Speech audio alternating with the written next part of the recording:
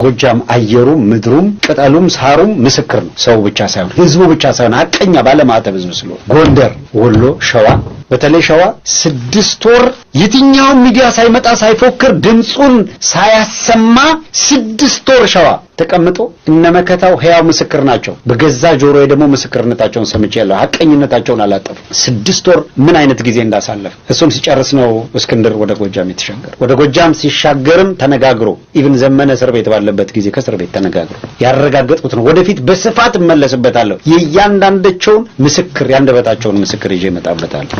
ጉድ ነው የምትሉት መቼ ምን አይነት እግዚአብሔር በዚህ ዘመን እንዴት አድርጎ የፈጠረው ሰው ነው የምትሉት። በነገራችን ላይ በዚህ ደረጃ ባመሰገንኩት ሰው ላይ ተሳስቷል ብዬ ሳስብ በዚህ ደረጃ ነው የምተቸው። ልክ አይደለም ብዬ ባሰብኩት ሐቋን ደግሞ አንገቴ ላይ ቢላ ይገባል። ሐቋን ደግሞ አልስታት እና እዛ ገብቶ መሬት ረግጠን እንታገል አይ የለም በጣም የሚገርም ሁኔታ እነማን የሚለውን በማስረጃ ማቅረብ አናደርግም። ከስርዓቱ ጋር አንገጥምም እኛ እና የምትገጥም ከሆነ በራስ መንገድ ድርጅት መስረተ ገጠም ይሄን ብሎ ሲያበቁ ነው በስተጀርባ ዙረው ስለት የሚስሉት። አንዳንዱ በዚህ አደረጃጀት መወሰን አንችልም፣ በዚህ አደረጃጀት ልንታገላለን ብለን ይሄ ባለው መንግስት ላይ እንዲያናረግም ለምን እኛ ምን ሰራው እንደዚህ አይነት ስራ ነው። ቁርጥ አርጎ ሲገባ ነብርሃኑ ጁላ ይሄ አደገኛ ልምድ ነው እንዴ ስርዓቱን በትጥቅ ፋለመዋለሁ ብሎ በይፋ ማለት የሚቃወም አለ። ይሄ ስርዓት መውደቅ አለበት የሚል አለ፣ መግለጫ የሚያወጣ አለ፣ ምን የሚቃወም አለ። በትጥቅ ትግል ይሄ ስርዓት እሞግተዋለሁ እታገለዋለሁ የሚል ግን በዚህ ደረጃ ቦልድሊ በይፋ ይወጣል ነበር። የመጀመሪያው ነው እስክንድር ነጋ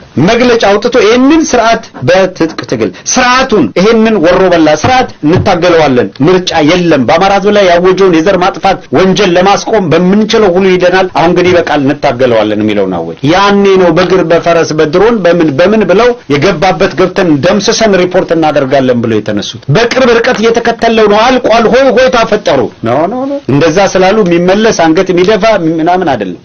በዚህ ከምትሞት ከምትደመሰስ ሽማግሌ በውጭ ምናምን አሉ። ዞር በል የምን ሽምግልና ነው? የአማራ ህዝብ ትግል በሽምግልና የሚፈታ አይደለም። እኔ ያለ በዛን ከባድ ሁኔታ ውስጥና ሰቆቃ ውስጥም ሆነ እኔ እውነቱን ቀምቼዋለሁ፣ አይቼዋለሁ፣ እውነት ጋር ቆሜያለሁ። ለዚህ ዋጋ ከፍያለሁ። የመጣው ለመቀበል ደግሞ ዝግጁ ነው። የአማራ እናቶች ምልህ አመጣ የወለዷቸው ስትጀግኖች አሉ። ተነሱ አንደ ንብ።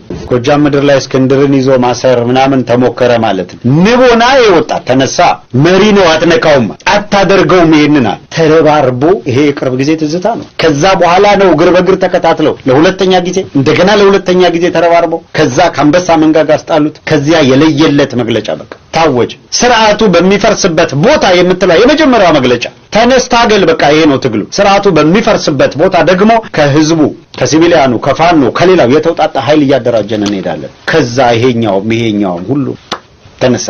አሁን ይሄንን ስርዓት ከመፋለም ውጪ ምርጫ የለም የሚል ድምዳሜ ላይ እንዲደረስ አደረገ። ዳር እስከ ዳር ተነሳ። ፋኖ የመጀመሪያው አላህ አስጨራሽ ጦርነት የተካሄደው የት ነው? የመጀመሪያው እልህ አስጨራሽ ጦርነት ጎጃም ምድር ላይ አይደለም? እሱን እስክንድርን ደመስሳለሁ የሚል ነበረ። ስርዓቱን መግለጫ ወጣበት። ዳር እስከ ዳር ተነሳ። እንደምታውቀው ሁሉም ነገር በይፋ መጣ።